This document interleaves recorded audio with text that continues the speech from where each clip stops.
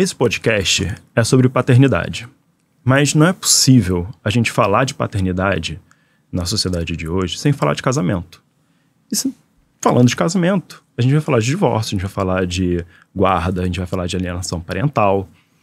E para isso, nada melhor do que trazer uma pessoa especialista com uma retórica incrível, né, um sucesso na internet, e que consegue colocar tudo isso de uma forma muito bem organizada e trazendo uma visão que durante muitos e muitos anos foi totalmente descartada, deixada de lado, né? Que é o René Freitas, advogado, especialista, né, em mestrado em contratos, né? Que a gente... Sim.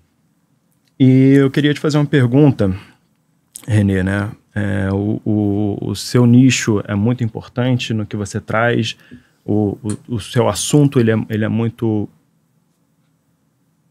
importante mesmo, acho que a palavra é persistente. Porém, não é muito comum ver um homem trazendo isso, né? Você vê muitas mulheres e tudo mais. Você acha que o fato de você ser um homem na causa das mulheres, advogando a favor das mulheres nesse momento, você acha que te trouxe mais autoridade, que as pessoas dão mais valor ao que você tem para dizer, mesmo sendo possivelmente a mesma coisa que outras advogadas mulheres trazem?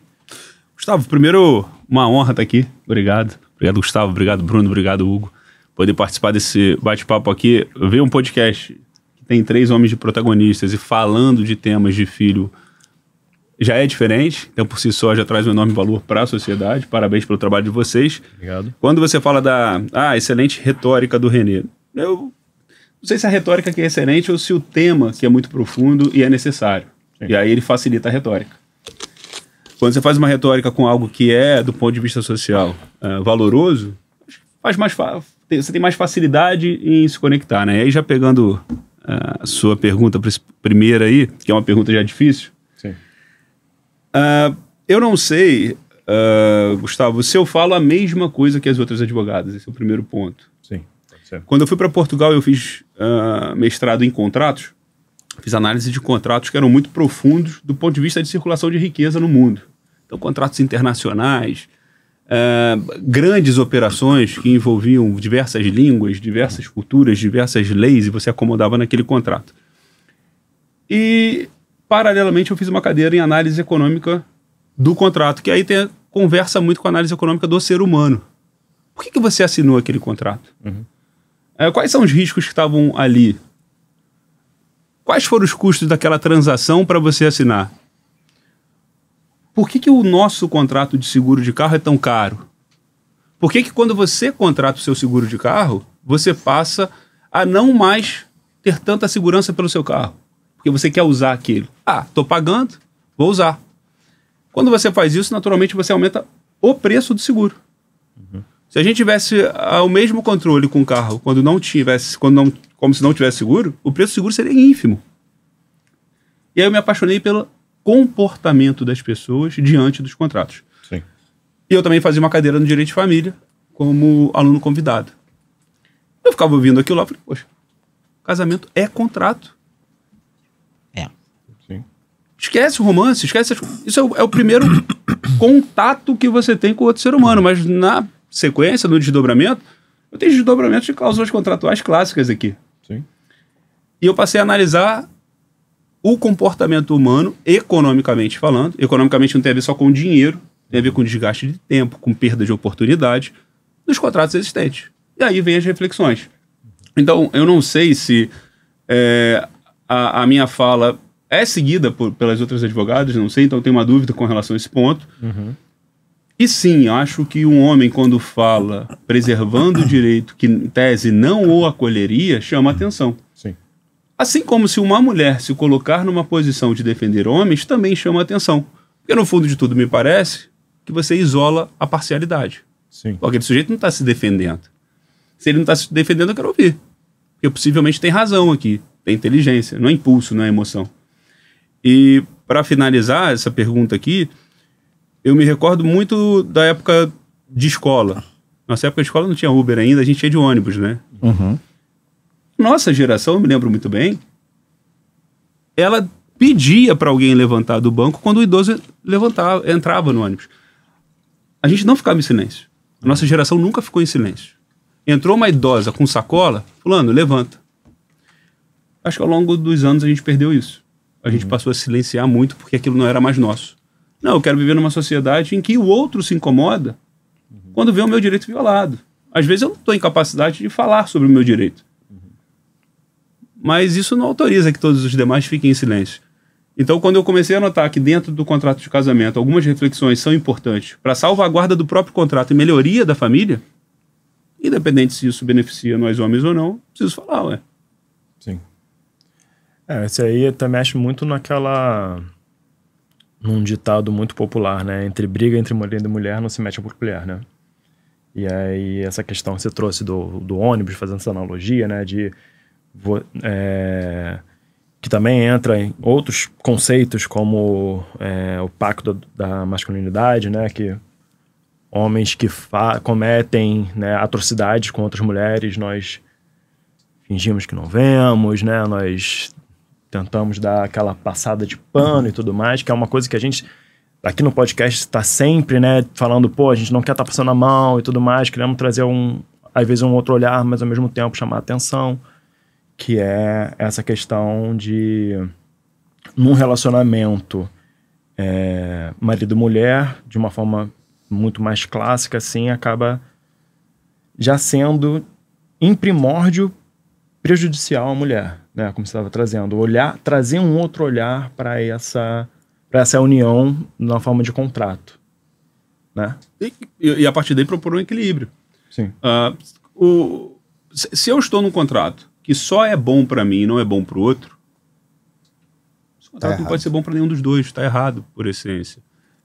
Eu preciso me ocupar num lugar de equilíbrio. E os equilíbrios que eu proponho nas reflexões são equilíbrios em prol de contratos de casamentos mais duradouros, em que a mulher não queira sair, que ela esteja satisfeita ali, que seja feliz com o parceiro dela, que seja feliz com os filhos, com a criação dos filhos. É uma modificação de olhar. Mas não tem uma fala minha, não tem um vídeo meu que é contra bons pais. Nada contra homens. É sempre a vocação. Peraí, não tem como respeitar o direito da outra e o seu de ser respeitado ao mesmo tempo e todo mundo viver muito bem. É sempre uma reflexão de emancipação do pensamento. Não é porque lá atrás nós aprendemos algo, isso que está plasmado na nossa vida para sempre. Né? Hoje eu estudo psicanálise, aí você vai pegar o Freud fala, somos seres de repetição. Sim. Até o momento que a gente paralisa e busca o conhecimento. Faz sentido essas repetições ou chegou uma hora da gente mudar, virar a chave? E o olhar que eu proponho é muito de, peraí, vamos implementar melhores casamentos. O tema muito frequente lá é quando você finaliza, hoje, 2025, em regra, quando se finaliza o casamento, o homem, com 60 anos, com 50 anos, ele, em regra, não estou falando que são todos os casos, é detentor de boa parte do controle do patrimônio. Em regra, ele foi para o mercado de trabalho, a mulher ficou em casa, reclusa, tomando conta dos filhos, e os dois lados têm muito valor. Mas quando o casamento termina, e a fase do atrito, eu vejo as pessoas lidando com o impulso, colocando o impulso na frente, a inteligência fica de lado. O impulso na frente, o que eu noto no escritório, é que nós homens pegamos todo o patrimônio e com esse patrimônio fazemos barganha para amassar o direito das mulheres que ficaram sem o patrimônio com o filho no colo. Pera aí, você gostaria de estar nesse lugar? Pera aí, você gostaria de ver a sua filha nesse lugar? Se a sua mãe tivesse experimentado esse lugar, por que desse lugar? Para que a utilização da força? Metade de cada um, gente, vamos dividir. Mas aí é uma enorme dificuldade de nós homens entendermos que a mulher que ficou em casa tomando conta dos filhos tem o mesmo direito que ele. E aí eu não sei se são concepções nossas equivocadas ou se estão certas, eu só estou propondo um debate, talvez esteja tudo certo ou que esteja errado. Eu estou propondo a reflexão, não tem dono da verdade aqui. E acaba sendo cultural, né? Acaba sendo muito entranhado na nossa sociedade essa coisa do ao homem que saiu para o trabalho, então o direito dele. E muito esconder esse trabalho doméstico, né? Esse trabalho de criar os filhos, de cuidar dos filhos, que é um trabalho super exaustivo, e não ser valorizado esse trabalho, não ser visto como um trabalho de maior dedicação, às vezes, até que o trabalho do próprio homem, né? Quando você olha por esse lado. Hugo, olha o problema que a gente tem hoje. Assim, o problema social que eu acho que a gente está com dificuldade de enxergar. Eu fiz uma audiência 2 dias atrás. A audiência tinha um juiz, homem, uma promotora, mulher, o juiz por volta ali dos 30 anos, 35, a promotora por volta dos 45, a minha cliente, uns 30 anos, com uma filha de 4, e o pai com uns 35 anos. O juiz não era da área de família. Então é um juiz que não está conectado com o tema das famílias, mas ali é um homem, numa posição de poder, de força. Chamou muito a atenção. Primeira vez, aliás, que eu vi isso. Quando ele abriu a planilha de alimentos do filho, que a gente colocou, do filho não, da filha, ele chegou para trás e falou assim, doutor, 7 mil reais, doutor? Uma planilha de alimentos de criança? Aí eu fiquei olhando para ele, aí os seus pensamentos aceleram. Né? Deixa eu entender o que está acontecendo aqui. O juiz de família falando isso. Não pode uma criança custar 7 mil reais. Eu fiquei em silêncio, deixei ele falar.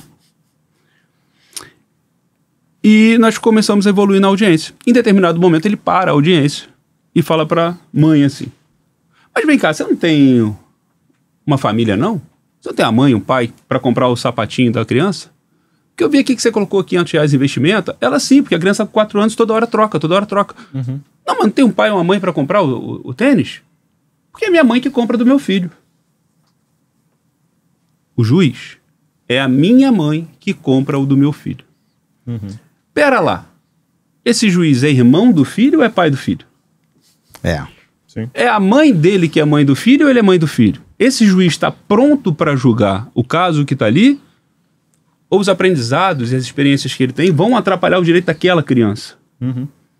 A gente tem que colocar isso numa mesa. E não é exclusivo dos homens. Aí a promotora se coloca no lugar de defender a criança, lembrando para toda a audiência, no direito de família, o Ministério Público se faz presente nas audiências de maneira obrigatória quando tem criança. O que é o Ministério Público ali? É o Estado.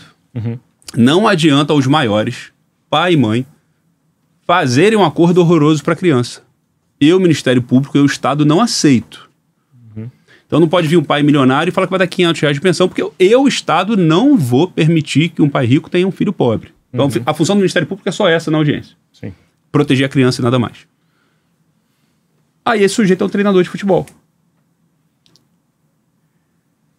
E eu insistindo para que na hipótese de desemprego, parte da verba rescisória dele ficasse alocada para os gastos futuros da criança, para a criança não passar dificuldade. Sim.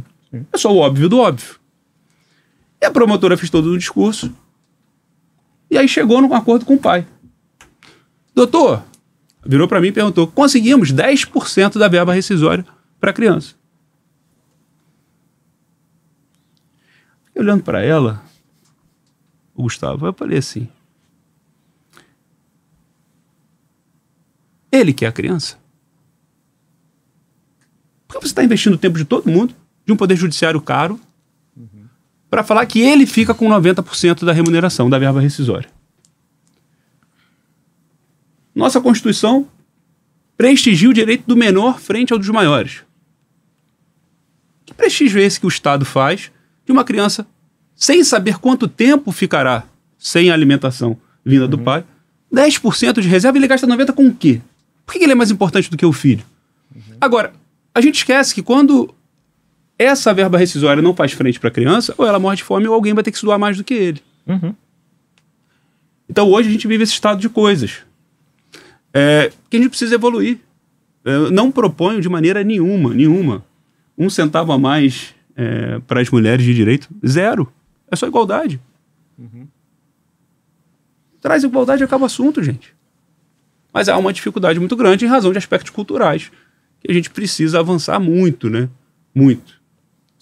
A gente vê também, assim, eu sou da área médica, né? Eu acompanho gestantes durante o trabalho de parto, durante a gestação. E um dos temas que eu converso muito em consultório é o primeiro ano do bebê, né? E depois que o bebê nasce, a gente sabe que 20% dos casamentos são finalizados no primeiro ano do bebê. A gente vê isso com frequência até um número crescente. Como que você vê isso? Você vê isso na sua prática? A criança é o grande problema desse relacionamento? Aonde que ali... Porque eu enxergo de um lado da gestação, um lado do nascimento, mas às vezes você ouve uma história inteira diferente, com outro ponto, né? Com uma outra visão. Como é isso lá no... Ótima pergunta, Hugo. Ano passado a gente encerrou o ano, aí foram lá me entregar o anuário do estado do Rio de Janeiro com relação aos índices, aos números, os números menores possíveis, mais detalhados sobre violência doméstica e violência no estado. Um livro enorme, com muito número, com muita estatística, com muito dado. E aí eu conversando com a secretária, que tinha elaborado todo o estudo. E ela, Renê, olha que curioso. Eu sei os números de cor e salteado. Onde está a violência? Mas conversando aqui com você, eu passei a entender o que está por trás dos números. Porque eu só vejo o resultado. Eu não entendo o que gerou aquele resultado. Quando você se coloca no palco de conversar com as pessoas, o trabalho que ele exerce, de psicologia, você passa a entender o que está justificando aquele comportamento, aquele extrato social, aquela fotografia que ela me levou. Ano passado foram cerca de 800 consultas. No ano passado só. Então são 800 horas de conversa com 800 mulheres diferentes. Aí, Hugo, o que eu vejo, e passa muito pela medicina e pela psicologia, a fase da gestação é uma fase, em muitos casos, de modificação de comportamento do homem, que passa a ser muito agressivo com a mulher, a ponto de agredir fisicamente e agredir psicologicamente. Esse é um dado que eu tenho diante de tantas consultas e de mulheres que nunca se viram, que não poderiam ter combinado a mesma conversa, o mesmo assunto. E depois do nascimento do filho, uma concorrência do pai com o filho em termos de atenção. Isso eu vejo muito. E um outro ponto que eu coloco para a mesa para vocês, que não é minha ciência. Os homens, quando conhecem as mulheres, em muitos casos que chegam para mim, um encantamento enorme, fazem de tudo para conquistar aquela mulher, rapidamente propõem casamento, ao propor casamento pede para ela largar o trabalho e ficar em casa, quando vem logo depois a gravidez, ali ele muda o comportamento com relação àquela mulher. O que me parece, não sendo da ciência da psicologia, da medicina, da psiquiatria, parece que depois que ele conquista aquilo que ele queria, ele passa a não mais dar valor e passa a praticar violência, porque aquilo perdeu o valor para ele. Não admite que ninguém mais seja homem daquela mulher, ele também não quer ser, mas ele quer confinar, é um presente que ele tem. E aí temos um grande problema, muito grande, que é com relação ao desdobramento disso, não só naquela mulher, que tem que ser visto, obviamente, mas também nas crianças. O que isso impacta nas crianças? E aí, conversando diretamente com o público de vocês, temos um outro problema. Por que nós, homens, em um número representativo na sociedade, temos nos colocado nesse lugar? O que tem nos levado a querer ser donos de uma mulher? O que tem nos levado a, depois do término, matar mulheres? Essa é uma pergunta para vocês, porque realmente eu não sou especialista, né? Isso é algo, né, muito mais antigo, de uma cultura muito mais, tipo assim, não estou falando de 50 anos atrás, estou falando assim, né, de milênios atrás, de uma filosofia que vai sendo, né, reafirmada com o tempo, e até devido ao feminismo que há que começou, né, um questionamento disso. O que acontece, né? Não é algo, de novo, consciente no sentido, tipo assim, que nós temos organizado em palavras, que eu reafirmo nesse sentido, né? É uma cultura ocidental, né? Nem só ocidental, né? Também tem muitos países do Oriente também que são assim. O que acontece? O homem, ele queria ser um sujeito. Ele não queria ser um objeto. Entende? E para se entender como sujeito, ele começou a objetificar aquilo que era o outro. Entende? Então, tudo aquilo que não era ele, era um objeto a ser usado. Inclusive outros homens. Entende? Tipo assim, ele é um homem, ele essa questão, né? Que é até uma linha muito freudiana nesse sentido, né? Que vem do falo, enfim, não dá pra estender muita coisa assim. Que é, eu posso ser sujeito. Eu, como homem, posso ser sujeito. A mulher nem pode. Ela já é mulher, criança, animal, enfim, coisas assim. Eles são objetos inerentemente, né? E aí, o que vai complicando nesse sentido é que você aprende a amar coisas. Você, como homem, você vai sendo ensinado a amar coisas. Você é ensinado a amar mulheres como coisas. Como uma coisa, não como um sujeito que tem desejos, que tem outras coisas nesse sentido. Mas você não acha que é muito o poder do homem? Porque assim, Hugo, o homem... Você vê a poligamia, por exemplo, que ainda existe, e geralmente é um homem e várias mulheres. Um tipo de poligamia, sim. Mas a grande... Eu Sim. desconheço uma que seja uma mulher com vários homens. Já tem um preconceito nisso quando ocorre, né? Então, mas parece ser muito mais comum ser o homem com várias mulheres. E é meio que esse pensamento, né? Da posse, do objeto, do... Exatamente. E aí, essa questão, aí você acaba, né, entendendo que aquela mulher, ela não tem que querer, ela não tem a escolha, ela não tem uma outra... uma ação, entende? E aí, por exemplo, né, ela tá ali como um objeto para ser bonito, para ser atraente, para cuidar de você, para fazer isso. Ela tem uma função.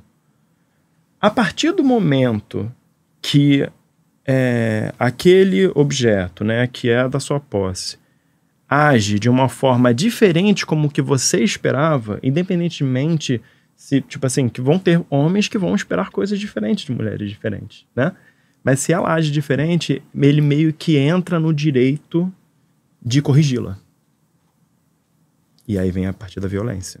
Entende? A guerra tá feita, né? A guerra tá feita. Que é o mesmo tratamento que você vê, por exemplo, que hoje em dia acontece muito com animais, né? Tipo, um animal que late na hora errada, tu bate nele, sabe? Acontece com as crianças. E com crianças, sim. Eu tô falando assim, porque é isso. Crianças, cachorros, mulheres... eles, historicamente, você vai pegar assim, não tinham direitos, não eram sujeitos. Entende? Tanto que você vai ver, né, a partir final, né, do século XIX, mais ou menos, algumas conquistas, né, que aí começa o movimento feminista, começa o movimento negro, que também, negros também não eram vistos como sujeitos, também eram objetos, né? Aí começa a ter um movimento de direito das crianças, também movimento de direito dos animais, porque no final de tudo, antigamente, a única pessoa que tinha direito era o homem branco de classe média alta, né? Porque também os analfabetos também não tinham direitos. E vai indo por assim, né? Que é essa questão que é sob dominação. Exatamente isso, Gustavo. É sob dominação.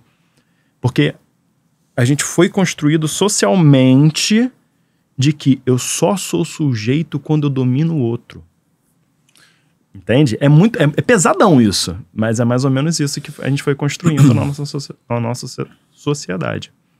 E talvez quando vocês recebam nas clínicas, nos consultórios, aquela família, talvez isso esteja presente. Desde a hora que o sujeito abre a porta, como a esposa se comporta, como o filho se comporta, talvez esteja tudo plasmado ali. É porque a gente não olha. A gente não quer olhar ou não quer se aprofundar, mas possivelmente está tudo ali até hoje, né? Sim. Isso é muito importante quando a gente fala do cuidado com a criança, né? Porque eu vejo a criança mais propriamente, ao longo do tempo você vai percebendo que você precisa ter uma leitura da dinâmica daquela família. Como funciona, quem investe tempo preocupado com aquela criança, porque, eu não sei, acho que foi você que me mandou um meme essa semana. Alguém me mandou um meme essa semana no Instagram. Quando o pai vai sozinho. Quando o pai vai sozinho na consulta. Sim, triste. E aí como se fosse, tipo, a pediatra alegre pra caramba, porque ele sabe que aquela consulta vai acabar rápido.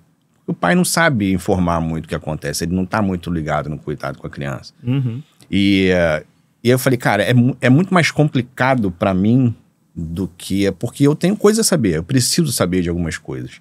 E se quem tá te informando não sabe te informar, pra mim é um problema.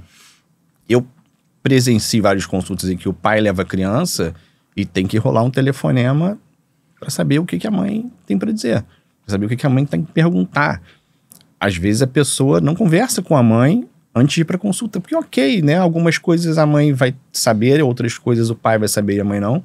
Mas por que não se conversa antes de um evento que deveria ser importante, que é uma consulta pediátrica, né? Por que as pessoas não sentam pra falar do filho? Por que as pessoas não sentam pra, tipo, o que você quer saber?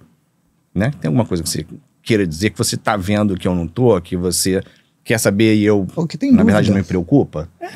Então, assim, as pessoas não sentam pra se preocupar.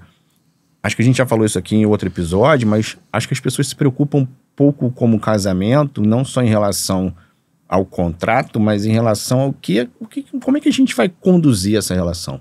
Entrou na relação, a pessoa me escolheu, eu escolhi ela e acabou. Né? E não é assim que acontece, né? Até porque eu não sou hoje a mesma pessoa que eu era há 4 anos atrás. A gente vai lidar com a mesma pessoa em roupagens diferentes. E é isso, né? Eu não quero ser igual eu era quando eu tinha 5 anos de vida. Eu espero que eu não seja. Né? Exatamente. E as pessoas, eu acho que elas perdem um pouco essa visão de tipo, vamos trabalhar, vamos entender como é que o casamento se processa, né? Como é que o casamento evolui. Você falou assim, será que o filho é o grande problema do casamento?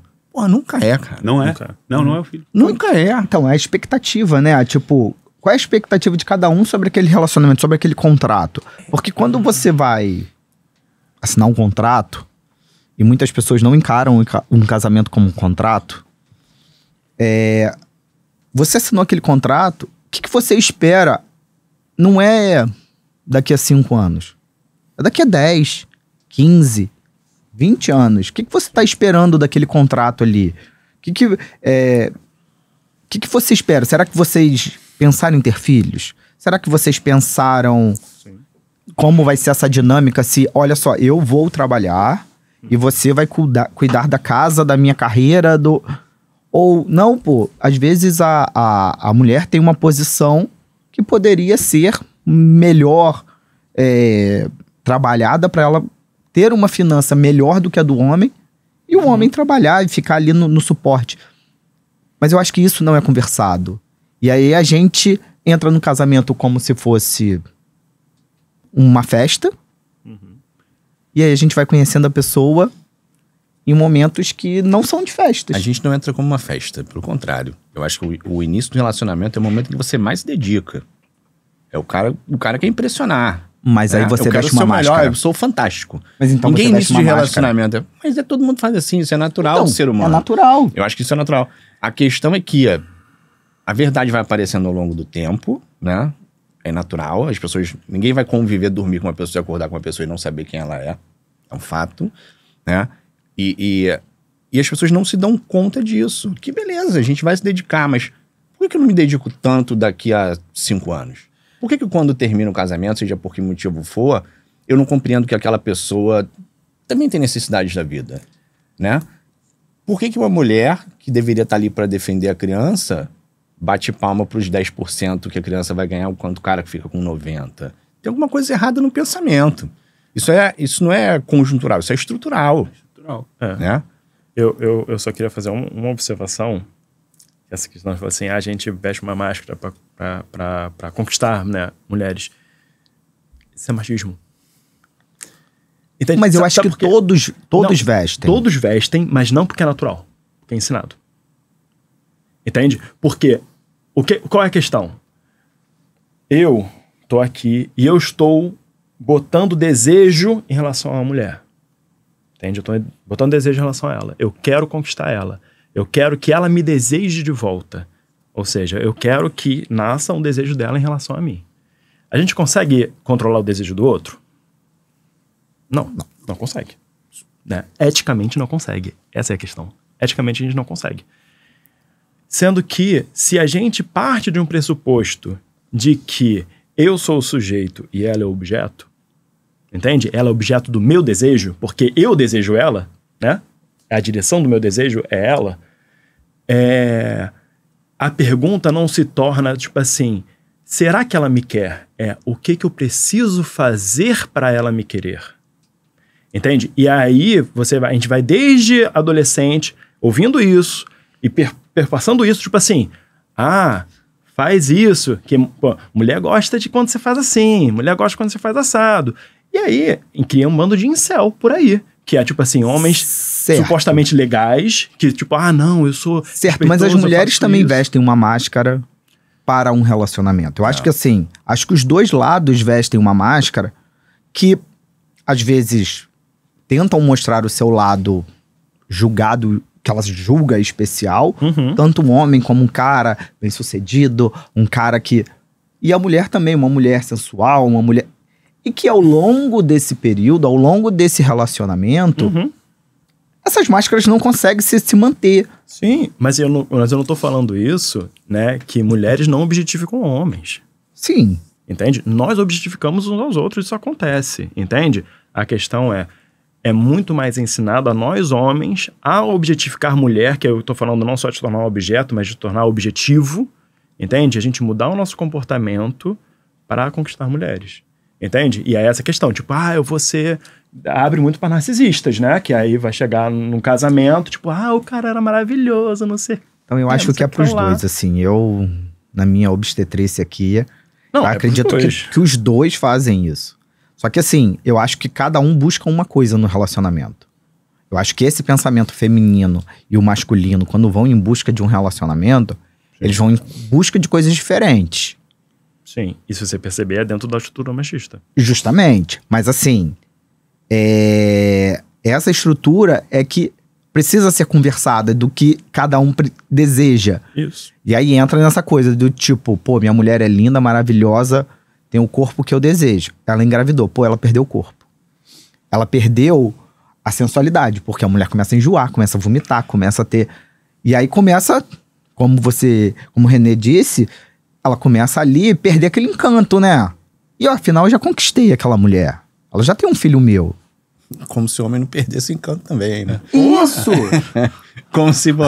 mas ela não tá mais inteira. E você é um exemplo de, né? De fitness, né? Desculpa. Não, mas pode falar. Ô Bruno, se eu pegar tudo aí o que foi dito, algumas coisas me chamaram muita atenção. O Hugo falou assim, as pessoas deveriam, pelo menos ao casar, planejar não daqui a 5 anos, mas daqui a 10, 15 anos, ou seja, uma longevidade que é própria do casamento. Sim. Hugo, eu te afirmo, ninguém casa pensando qual é o dia seguinte. Você falou 5 anos, eu falei, o Hugo foi longe pra caramba, legal. Aí depois quando você falou, os 5 é o básico, não é, e fica muito claro quando eu ouço as histórias. Sim. A gente traz muito pro casamento a nossa primeira infância. Então, assim, você tem mulheres que precisam casar para se livrar de uma marca social de você é inválida porque nunca casou. Então, elas precisam casar. Então, quando você vai chegando aos 30 anos, eu baixo o filtro de qualidade, vou casar com qualquer um, porque aquela tia que me perturba para de me encher o saco. Então, eu casei. Então, ela não tá se importando com o dia seguinte. Ela não tá olhando para onde ela tá indo. Ela tá correndo lá de trás, é diferente. Isso é um grande problema hoje que a gente vive na humanidade. A gente não tá mais direcionando, a gente não tem mais propósito. Eu só não quero estar ali. Então eu não quero estar nesse lugar de mulher que não alcançou o que a sociedade exige, que é ter filho e casar. E aí baixa o filtro de qualidade, casa com qualquer um. Isso está presente nos casamentos. Sim. Pega casamento e é a hora que joga o buquê. As mulheres se estapeando para pegar. Tem alguma sinalização social ali de que elas precisam casar. E os homens, nós homens, com brincadeiras. Sua mulher pegou, agora você vai casar. Se ferrou. Para elas, uma alegria. Também. Bota help me, tipo, socorro no sapato. Exato. Tem. Mas eu acho isso horrível, cara. Mas aí eu vou trazer isso pro contrato. Deixa eu trazer pro contrato aqui. Vocês montaram uma clínica, vocês 3. Ô Bruno, você me desculpa. Se você, desde o início da montagem daquela clínica, se você entender que você é credor deles dois, se você entender isso, seja porque eles foram viajar e você ficou na fase da construção, um problemaço, só você assumiu aquilo, eles não viram valor naquilo, você dificilmente, ao longo desse contrato da clínica, vai entender que eles têm o mesmo valor que você. Você vai se sentir credor. É só você dentro do seu eu. Sim. Isso é um problema nesse arranjo do contrato. Às vezes eles nunca vão saber o porquê das suas atitudes, o porquê da sua frustração, só você que sabe. E temos uma guerra feita em silêncio. Quando entra no contrato de casamento, que nós homens entendemos que a gente salvou a mulher, que ela arruinou a nossa vida colorida porque agora a gente não é mais livre. Somos eternos credores, então nada tá bom. Então eu posso fazer o que eu quiser. Então essa E ela tem que concepção- aceitar. E ela tem que aceitar. E ela, por um outro lado, e eu não tô falando dela, mas o Renê tá defendendo. Tô defendendo as nossas filhas, pô. Tô defendendo as nossas sobrinhas, as nossas afilhadas. E ela, do outro lado, fica confinada e não pode falar nada. Só apenas ser a maluca, ser a louca, ser a chata. Então, peraí, até onde a gente vai nisso? E por isso que eu volto no contexto de contrato. Vou sair do casamento aqui e propor uma reflexão para vocês. Eu, Renê, tenho uma ilha. Aí eu convido o Hugo, falo, Hugo, seguinte, tem uma ilha aqui, vou construir um paraíso aqui. Preciso de cimento. Você tá aí no continente, com a sua fábrica de cimento, concorrendo com o Bruno e com o Gustavo, eles estão com condição de mercado melhor, você tá trabalhando muito aí, tá conseguindo uma margem pequena. Faz o seguinte, sai desse lugar, vem para cá comigo que aqui você tá bem. Você vai ter uma ilha para vender cimento. Só você vai vender cimento. O Hugo fala, fui. Não é isso? Sim. Vou sair dessa loucura e vou ficar confinado. Foi para a ilha com uma espécie de proteção. Não tenho mais os riscos da vida. Estou protegido. Olha a mulher saindo do mercado de trabalho e indo para dentro de casa. Aí o Hugo chega lá e eu falo o seguinte, Hugo, quer saber? Mudei aqui tudo. Eu vou fazer uma ilha ecologicamente sustentável. Quero mais cimento, não. Mas Renê, mas larguei toda a minha vida, toda a minha história para trás, pô. Botei tudo aqui. Eu não consigo mais voltar pro mercado de trabalho. Eu não tenho mais cara para voltar. Eu não tenho mais como voltar. É isso ou nada. Deixa o cimento aí, vou te entregar o mínimo possível para você sobreviver. Ele não sai da minha ilha porque ele não quer, não. É porque ele não pode. Sim. Nós temos muitos casamentos com essa realidade. Muitos. Por isso que eu volto, é sempre contrato. Se eu entender que o contrato bom é aquele que você consegue sair facilmente, você da minha ilha você não sai facilmente, porque você entrou num contrato ruim, eu não posso entender que um contrato onde uma pessoa não consegue sair seja um contrato de felicidade. Pô. Eu só tenho felicidade onde eu tenho opção de escolha. Eu não quero mais estar aqui, eu estou indo embora. Tanto para homem quanto para mulher. Se o homem não quiser mais não estar no casamento, ele tem que ter o direito de sair. Se a mulher não quiser, ela tem que ter o direito de sair. O casamento é um contrato que as pessoas têm um terror de sair. Sim. Pô, Renê, mas a gente quer preservar esse instituto. A preservação desse instituto não está linkado com a sua infelicidade numa gaiola. Por isso que eu falo o seguinte, vamos nos ocupar com a fase inicial. Conversas sérias. Sim. Fase do noivado, ao invés de estar discutindo docinho, salgadinho, senta e conversa. Traça as bases. As famílias mais ricas são as que mais fazem isso. Os contratos, não para terem bons casamentos, mas para proteger patrimônio. As experiências que eu tenho com essas famílias, os contratos feitos há 4, 5 anos atrás, são de casamentos muito sustentados. Porque tudo que eu propus antes de assinarem o pacto antinupcial já foi fazendo link lá na frente com o nascimento de filho. Se a mulher sair do mercado de trabalho, ela vai pedir dinheiro para comprar uma lingerie ou ela vai ter dinheiro? Vamos conversar isso antes. E aí nós, homens, sequer, quando sentamos para debater o assunto, Sim. conseguimos alcançar. E aí é muito legal de propor a conversa, porque você vê que tem uma boa fé também. Pô, nem imaginava. Pô, não sabia que era assim. Rapaz, eu nem me dei conta. E aí, às vezes, eles entram num conflito que é antagônico ao casamento mesmo. Sim. Olha que ótimo. Teoria da perda da oportunidade. Eu podia estar no casamento 10 anos perdendo oportunidades porque eu não tive essa conversa. Vai toda a sociedade reclamar comigo, mas você não casou. Graças a Deus que não casou, para não perder tantas oportunidades boas que tem aí fora, para os dois. Então, eu acho que falta talvez um pouquinho para a gente uma emancipação, uma capacidade de se colocar no lugar que a gente não quer ir conversar. Aí, Bruno, eu tenho visto assim, as mulheres, por interesse pessoal, evoluído nessa temática, tendo uma compreensão mais apurada do que é casamento, do que é equilíbrio, porque elas precisavam para sobreviver, e nós, homens, não nos colocando nesse lugar. E aí o jogo está virando. Porque eu tenho mulheres ficando mais inteligentes e mais racionais, entendendo ali os riscos, os benefícios daquele contrato de casamento e para onde elas podem ir. E nós, homens, ainda no mesmo lugar de sempre. Eu sou o cara, eu tenho a força, eu detenho o patrimônio. Não é bem assim. detém até a hora que começa a ação judicial. E eu sempre digo, o propósito do nosso trabalho não é ação judicial. O propósito do nosso trabalho é você fazer com que as pessoas se encontrem. Seja para terem um término digno, preservando as crianças, sejam para conversar e reformular a rota do casamento. É isso. Deixa eu te fazer uma pergunta, a gente estava conversando sobre várias coisas aqui. Você falou que ano passado atendeu 800 famílias, 800 mulheres. Você só faz atendimento, por exemplo, se eu procurar para te... Você só faz atendimento de mulheres? Não faço, só faço de mulher. Só fiz um de homem. Foi um muito específico. O sujeito era um empresário que insistiu muito, mas muito, para fazer a consulta. E ele fez de tudo para ter a consulta. E eu falei, marca essa consulta para ver quem é a pessoa. Aí antes a gente faz pesquisa, a gente sabe quem é quem, a gente sabe quem é a mulher, sabe quem é o marido, a gente pesquisa tudo antes. Sujeito muito rico, entrou na consulta e era uma consulta muito bacana dele. Ele falou, primeiro, eu te consultei porque você só advoga para mulher. Então você não vai advogar para mim aqui. Eu não quero. Eu quero que você fale a verdade. Eu antes, no início da pandemia, conheci uma mulher fora do casamento, tenho um casamento com 2 filhas, amo minha esposa e minhas 2 filhas, mas me envolvi do lado de fora do casamento. E eu fiquei com essa mulher, fico com essa mulher uns 3 anos, mas isso a gente não se viu mais do que 15 vezes. Porque ela está em outro estado e tal. Só que desde o início eu me acostumei a dar para ela uma mesada de 20, 30 mil reais. E isso se tornou para ele uma rotina, porque ele tinha muita capacidade financeira, aquilo para ele não era nada, de alguma maneira preenchia o eu dele. E até que ele falou, poxa, eu não quero mais homem, minha família. Ele falou, cara, eu conversei com a minha esposa, eu pedi perdão. Só que essa mulher, ela não aceita. E ela quer que eu pague ela R$1 milhão. Por abalo psicológico que eu causei nela e tudo mais, eu queria ouvir do senhor se é para pagar ou não. Se o senhor falar, paga, eu vou pagar.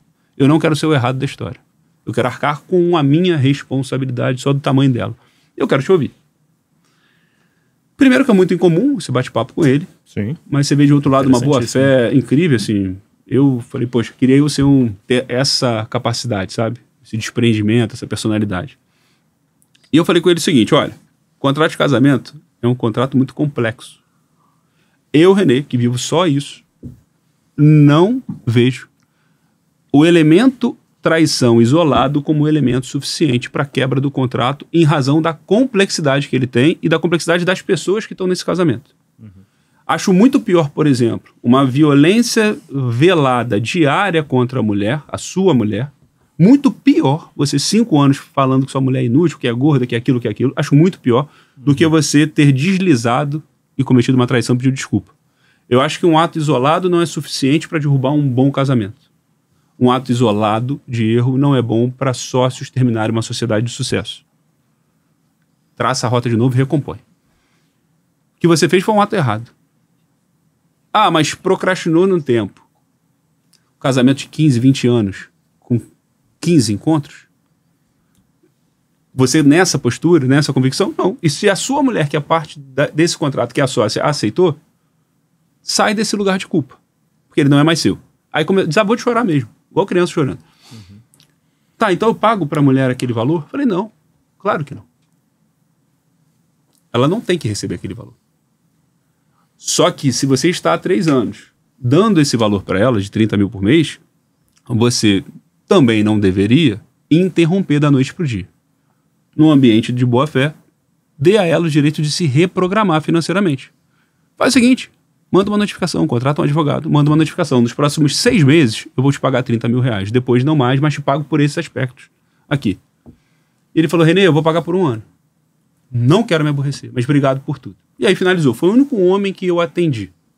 Mas serve muito bem para ilustrar, assim, a minha visão de que casamento é muito complexo. Eu acho muito difícil alguém acreditar que está num casamento que não vai errar e que a mulher não vai errar. Acho muito difícil. Acho muita petulância alguém achar isso. E a gente precisa ter maturidade suficiente para recompor a rota quando é necessário. Agora, aproveitando a sua fala, assim, Gustavo, se a gente entender que o outro é objeto, não tem conversa, pô. Sim. Vou conversar o quê?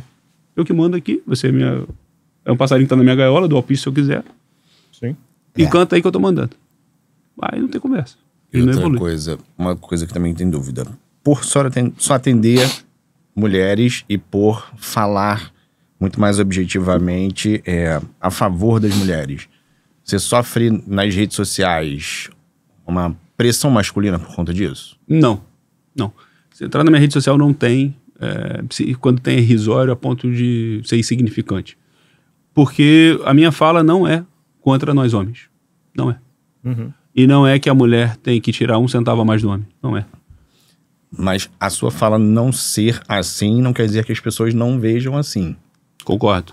Mas não a ponto de entrar na minha rede. As pessoas não entram na minha rede para ter visibilidade. De outro lado, sei que vários amigos se afastaram por causa disso. Porque se sentem constrangidos. Sim. E tá tudo bem, cada um que segue sua vida. Se sente mal o que eu tô falando, para mim isso é verdade, eu não vou mudar. Nossos caminhos agora são paralelos. Tá tudo bem, eu não me preocupo com isso, não.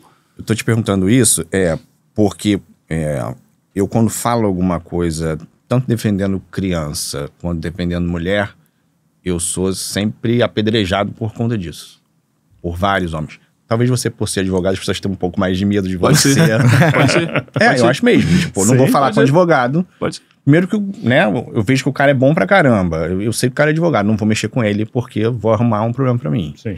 Mas existe uma postura muito incisiva, agressiva contra a defesa de crianças e mulheres. Isso me assusta muito. Outro dia eu fiz um comentário numa postagem que era um vídeo idiota, assim, de uma pessoa, de uma mulher oferecendo uma comida para um pai, uma criança sentada assim na cabeceira, né, da mesa. E aí ela oferecia, o cara não comia, e ela dá um tapa no rosto do sujeito. E aí ele abre a boca e come. E aí ela oferece a colher para a criança com um olho desse tamanho, abre a boca e come. E eu falei, cara, isso não é engraçado. Não é. Isso não é engraçado. Um monte de gente comentando, homens, mulheres, achando super engraçado. Eu falei, vocês estão naturalizando a violência. Vocês estão colocando a violência como instrumento de... E a cultura do medo, né? Exatamente. Eu falei, isso rendeu mais de 500 comentários no meu comentário. Mais de 500 pessoas pararam para escrever no meu comentário as coisas mais absurdas que você ia imaginar. E aí eu falo assim, você defendendo isso porque eu tava fazendo uma defesa pequena, né? Falando ali da criança. E você faz o tempo todo. Seu trabalho é objetivamente isso. Não falar sobre... não sobre, tipo, eu quero que a mulher se dê bem, mas dizer que você não quer que o homem se dê bem já é um ponto para alguém te agredir. E como você falou, as pessoas se afastaram de você. Sim, algumas sim. Então... E para mim não tem problema nenhum. Agora, Bruno, isso que você falou, linka com o que o Hugo tinha falado, eu esqueci. A gente vive tempos em que o problema é sempre do outro. Eu não tenho problema nenhum. O problema está em Brasília. O problema não está comigo. Os políticos chegaram lá porque caíram do céu. Não, mas o jogo democrático... Ué, vamos fazer uma reforma tributária. Sou advogado. A OAB bate na porta dos deputados. Eu quero uma barganha para mim. Para a alíquota do advogado é menor, pô. A classe dos médicos vão lá. Para mim é menor. Quer dizer que a gente não contribui com nada para essa discrepância, esses desequilíbrios sociais. Todo mundo está sempre olhando para o seu, mas eu acho que a gente perdeu ao longo dos anos a capacidade de fazer juízo crítico. A internet é um lugar que a gente encontra muito apoio às nossas falas erradas, né? Sim. Então, antigamente eu falava uma besteira, eu ficava sozinho, não falava mais. Hoje eu falo uma besteira enquanto uma legião para me apoiar na internet. Então parece que a gente vive um mundo de juízes. Sim. Somos 4 aqui, 4 juízes. A sua fala é o que importa, a sua é que importa, a minha que importa. Todo mundo se acha senhor de si na fala. Ninguém coloca um pé atrás para falar, poxa, eu errei, a ciência não fala isso, então eu tenho que ficar quieto. A gente perdeu essa capacidade. A nossa juventude não foi assim. Falei alguma coisa, não, a ciência não diz. Fui burro aqui, fiquei quieto, vou ficar quieto. Hoje não. A ciência não diz, mas eu tenho um grupo que fala que é. E isso que você falou da defesa das crianças, eu acho assim, que a gente vai ver momentos sombrios agora.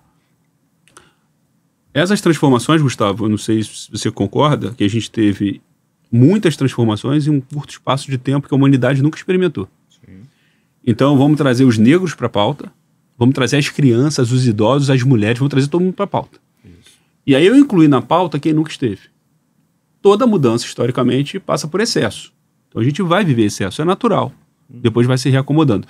O problema que eu estou vendo do excesso é que está começando a gerar uma crise. Sim. Antes, você tinha um debate com limite. Aí vão lá no Foucault, né? Vigiar e punir. Sim. Tirei o limite, Só que agora qual é o meio termo? Vocês são médicos. É normal, é psiquiátrico ou é normal uma pessoa sentir que a lagartixa ir pro shopping? Como lagartixa fosse. Eu tenho que respeitar essa opinião da pessoa? Ou não é psiquiátrico? Hoje a gente vai ver esse limite. Uhum. O que me assusta nisso? As pautas que evoluíram, não no excesso, vão sofrer. Então, o tema direito da mulher vai sofrer. O tema das crianças vai sofrer. O tema dos idosos vai sofrer, porque de um outro lado esgarçou muito. A gente vê um tempo... O sujeito pesa 300 quilos, mas eu não posso falar que ele é gordo. Então a verdade... Na minha visão, tá? A verdade ficou de lado. Porque eu não posso falar a verdade porque eu machuco o outro. No momento em que eu tirei a verdade da pauta, eu gerei um problema. Porque eu plasmei a falsidade. E da falsidade coube tudo. A gente hoje vive um momento louco. Sim. A eleição do Trump mostra isso. Nunca teve na história americana. E o que é Trump? Foucault. Vou vigiar e vou punir ao máximo, vou punir ao máximo. A gente está saindo de um extremo e voltando para o outro. Sim. Evoluímos, vamos voltar tudo. Porque a gente não consegue chegar ao meio termo porque cada um de nós é dono da verdade. Eu acho que se a gente individualmente não fala, pô, eu erro, falei besteira ali, preciso voltar atrás, fica muito difícil enquanto sociedade a gente evoluir. Muito difícil mesmo. Assim. Você não muda aquilo que você acha que está fazendo certo, né? Se eu estou fazendo certo, por que eu vou mudar, né? Eu acho que também tem um movimento também que é... Tem até também um ditado, né? Que antes do amanhecer fica mais escuro, né? Então é natural, né? Quando os movimentos sociais, todas as ondas de movimentos sociais, que normalmente os movimentos sociais vêm em ondas, né? Que vai ter um movimento contrário, né? Esses movimentos progressistas, sociais e tudo mais, de direitos. E eu vejo muito até os movimentos conservadores, reacionários, no sentido de que não quer essas pautas progressistas progredirem, né? Que vão pegar esses excessos para falar, botar tudo na mesma laia. Eu vou falar, ó... Volta tudo. Volta tudo porque deu errado, né? Não é esse caminho, era o caminho que sempre estava nesse sentido. E aí, isso aí você vai ver muitas situações, assim, né? Por exemplo, situações de que algo que me deixa muito chateado quando acontece, por exemplo, é quando uma mulher está processando um homem por estupro, por exemplo, e acabou sendo, no caso, confirmado de que ele não fez. Tipo, é um absurdo. Não deveria acontecer. Mas vamos botar em estatística de quantas mulheres sofrem estupro e não conseguem, por milhões de fases do aparato jurídico, não serem atendidas, a quantidade de homens que são facilmente acusados de estupro, por exemplo. E aí vocês vão pegar coisas que até pensei em perguntar para você, que se existe, por exemplo, no meio jurídico, alguma coisa relacionada a golpe da barriga, por exemplo. Porque uma vez eu tive uma discussão acalorada com o treinador da academia, eu estava malhando, e aí do nada ele começou a falar de que, né, essa coisa de pensão, tipo, golpe da barriga e tal, lá, e eu comecei a discutir com ele, não concordando com as falas dele, e ele, tipo assim, né, com aquele famoso, né, tirei informação do nada, né, não, e tal, e tipo, mas você não pode mentir que não existe o golpe da barriga. Eu falei, cara, sendo bem sincero, eu não sei se existe, sabe, porque como é que isso funciona? Porque o meu argumento para ele naquele momento foi, tipo, cara, você acha que a mulher engravidou de você só para poder pegar o seu dinheiro? Faz o seguinte, fica com a criança. Pede a criança, vem deixar com ela, pronto. O custo, você não vai ter que dar nenhum dinheiro para ela. Os custos, o cuidado, né, vai ficar com você. Pronto, resolveu. Resolveu. Mas não, ele não quer ficar com a criança, mas também não quer dar o dinheiro para poder a mãe poder cuidar da criança. Aí, como é que funciona também essa questão, assim, desse estereótipo, né, do golpe da barriga e tudo mais? Isso não é real, eu acho assim. você tem uma posição de relacionamento, tanto homem ou mulher, mas não com relação à questão financeira, mas questão de afeto ou de laço, que às vezes se valem de uma gestação para criar um laço eterno, eternizar um laço. Sim. Então o sujeito não quer perder aquela mulher, de jeito nenhum. Aí ele vai fura a camisinha para ter filho, mas para manter o laço. Mas isso não está linkado com dinheiro. Né? A mulher também o inverso, verdadeiro, mas não está linkado com dinheiro. Isso está ligado com aspectos morais, comportamento e até prática criminosa. Com relação a dinheiro, não é verdade. Isso entra numa fala que é resquício de machismo. Nasceu a criança que o pai não queria que nascesse. Aliás, a Lisandra Zanutto, uma psicóloga que eu adoro, ela falou para mim num podcast, Renê, não existe gravidez que a pessoa não tenha assumido o risco. Não tem gravidez que a pessoa... mais impossível. Não tem. Você não vai me dar um. Todo mundo faz filho sabendo o que pode fazer. Então, quando a gente vai para esse lado foi o golpe da barriga, primeiro, você se tornou vítima, né? Eu sou vítima do nascimento do meu filho. O meu filho vem ao mundo para o meu dinheiro sair. Já se colocou num lugar horroroso. Para eu dar dinheiro para aquela mulher que me enganou. Me enganou, porque eu sou vítima. Eu sou um coitado. Aliás, é uma geração nossa de homens muito vítimas, muito coitados, né? Sim. Os nossos avós não eram assim. Eram bem diferentes. Pintavam e bordavam, mas chegava em casa, entregava comida, não tirava a mulher de casa, ele que saía de casa e deixava a mulher dentro da casa. A nossa geração não, é vítima de tudo. Coitadinho de mim. E isso vai plasmar nessa fala. Sim. Nessa fala. Tá, mulher deu golpe da barriga. O máximo que ela vai conseguir judicialmente é 30%. O máximo. Esse trabalho excepcional conseguiu 30%. O sujeito ganha o quê? 5 mil? Quer dizer, com R$1.500, tendo que alimentar um filho, tendo que acordar de madrugada e levar na clínica, tendo que... Me desculpa. Sim. Qual é o cabimento disso? Não vale o trabalho. Não vale. Sim. Não faz sentido. Não faz e até sentido. em casos de pessoas com muito dinheiro, né? Tipo, sei lá, uma pessoa que ganha, um jogador de futebol, né? Ganha muito dinheiro, um CEO, né? Importante ganhar muito dinheiro e tal, né? 30% aí já seria um valor Mas o alto. judiciário não vai dar. Mas a questão, tipo assim, que é o que você falou da outra vez, tipo, como é que um pai rico vai ter um filho pobre? Tá errado. Tá errado. Sabe, tipo, não, tá com a mãe, eu vou dar dinheiro pra mãe. Não, você não tá dando dinheiro pra mãe, você tá dando dinheiro pra pessoa que tá cuidando da criança, né? Você pegou um tema muito legal. Deixa eu fazer uma pergunta pra vocês, posso? Claro, por favor. Vocês tiveram um filho. Sim. E vocês são muito bem-sucedidos. Vocês ganham lá 500 mil por mês. Você quer, ao pagar a pensão, que o seu filho de 5 anos de idade vá no fazano comer sozinho, 5 anos de idade, ou você quer que ele vá com a mãe? Qual a lógica? Sim. A nossa fala comum de homem, a mãe tá indo no fazano porque eu pago. Esquece a mulher, pô. Seu filho vai no fazano com quem? Com 5 anos de idade?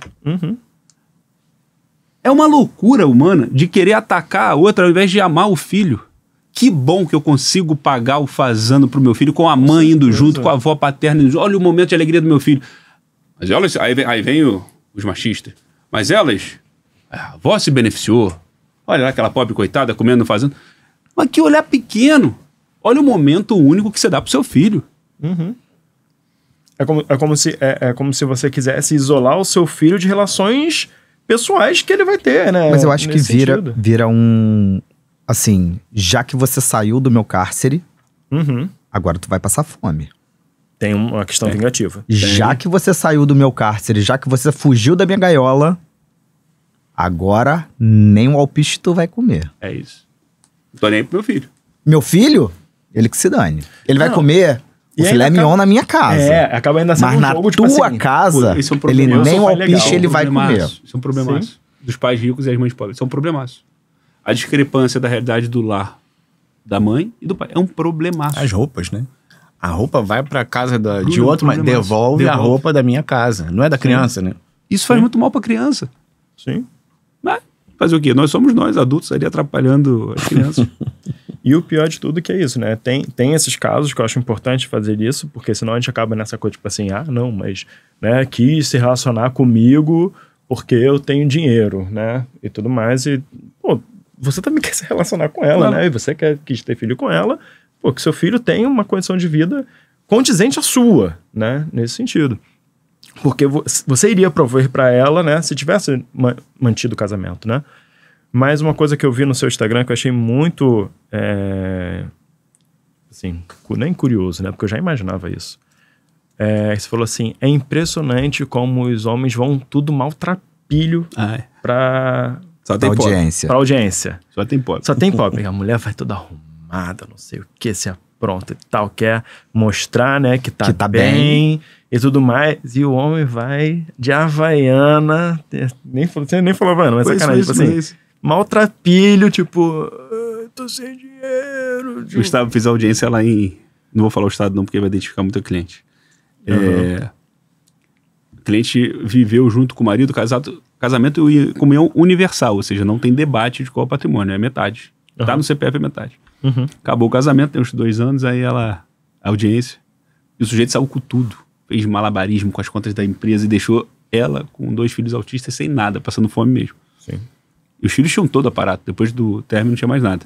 Aí ela foi pra audiência, toda bonita, com bolsa da Louis Vuitton. Tudo antigo que ela tinha, nada novo. Coisa lá de trás da época. Mas você olha assim, uma mulher rica. Sem R$1 na carteira. Esse dia eu paguei o almoço dela. Só que ela faz questão de ser aquela mulher. Ela não quer regredir. Ela quer sentir bem com ela. O sujeito do outro lado, com mais de 70 carros. Se fazendo de vídeo. De coleção. Parece flanelinha, pô. É isso. O direito de família tem muito isso. E é comportamento humano. A gente vai sempre finalizar ele no comportamento econômico nosso. Vou falar para o juiz, mostrar por aqui que eu sou um coitado, que eu não tenho dinheiro. Sim. E os filhos? E aí? Uma amiga minha, ela foi vítima de violência doméstica, né? E aí teve separação e tudo mais, tem um relacionamento péssimo, né? E acaba ele ainda é... Eu não sei, assim, ao certo, né? Vejo muito pela internet, assim, né? Ainda tem contato bastante com o filho. Mas ela um dia desse estava reclamando, assim, de que ele fez um pedido para redução de pensão, né? E até fui conversar com ela e tal. Ela falou que ele estava atrasado com as pensões, que não tinha pagado nenhuma pensão. E aí, quando ela fez o pedido de cobrança, né, para mandado de prisão, aquela coisa toda e tudo mais, que acaba sendo ainda outra pressão na mulher, que ela que tem que escolher, tipo, se vai correr o risco do cara ser preso ou não por estar pagando... E a culpa é dela. A culpa é dela, né? Ela que tá prendendo o cara que o cara não tá pagando a pensão. Enfim. Mas que é isso, né? Tipo, não, que eu não tenho renda, não sei o que lá. Mas tava planejando viagem para Estados Unidos, Disney, não sei o que e tal. E aí, na audiência, sei lá, na justiça, era tipo assim, não, esse dinheiro, o carro zero que ele tem, essa vida, essa renda que ele tem não é dele, é dos avós, é dos pais dele que estão bancando ele. Acontece muito. E tudo mais. E aí, ela falou que estaria tentando fazer com que os avós pagassem a pensão. Como é que isso funciona também? Que aí na sua fala você vê o absurdo.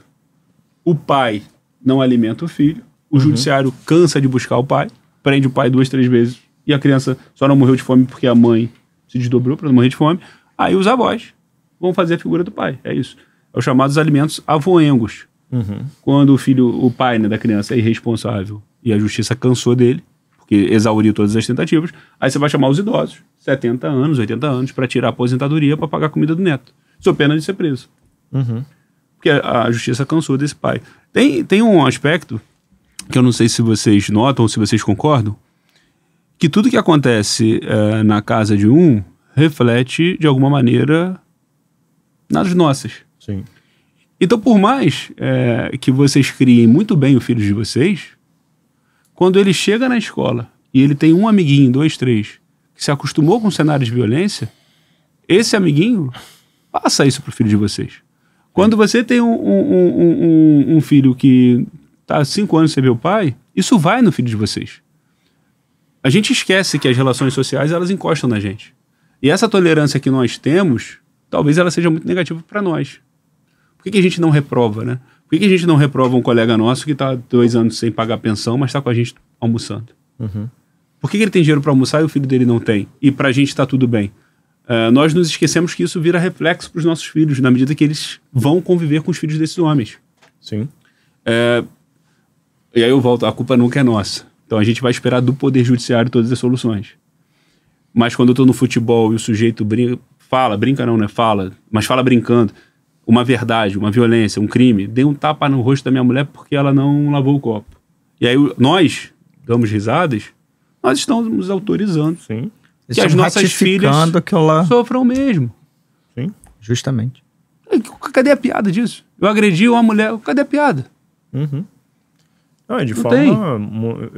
Isso é ainda bem escrachado, né? Tem outras formas muito sutis, como, por exemplo, isso. Tipo, vai pro futebol, né? Chega no churrasco, banca o churrasco, tá vivendo ali.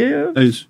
Super de boa, sabe? Tá fazendo esses projetos de vida, mas porque há essa crença de que ele tá pagando a mãe, tá pagando a ex-mulher, e não é o dinheiro pro filho, é o dinheiro pra mãe.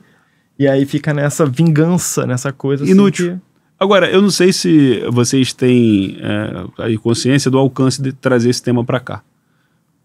Estava conversando com uma assessora aqui do Rio, do Tribunal de Justiça, que tem um movimento agora no Estado de uma série de palestras para os juízes e para juízes. Sim. Com relação a essa temática específica de um olhar novo. Eu estava conversando com ela que eu estive em São Paulo, aí conversei com uma promotora, e ela falou: Renê, deixa eu te mostrar aqui os dados. Classe E, D e C, quando comete violência doméstica, em regra, acaba caindo na salinha de aula.